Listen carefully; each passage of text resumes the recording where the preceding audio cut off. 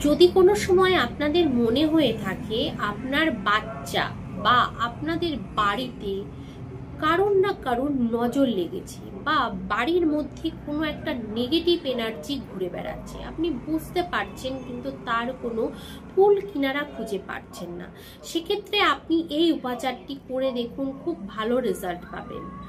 আপনি একটি ছোট প্রদীপ নেবেন, তার মধ্যে যে কর্পূর আছে সেই কর্পূর দেবেন, তার মধ্যে 3টে লবঙ্গ দেবেন। এবার কর্পূরটিকে জ্বালিয়ে দিন এবং তার থেকে যে একটা স্মেল বা ধোঁয়া যেটা বেরোবে সেটা সারা বাড়িতে ঘুরিয়ে দেখান। এইভাবে আপনি পর পর 3 থেকে 7টা শনিবার করতে থাকুন। যদি পারেন এভরিডে করা শুরু করুন।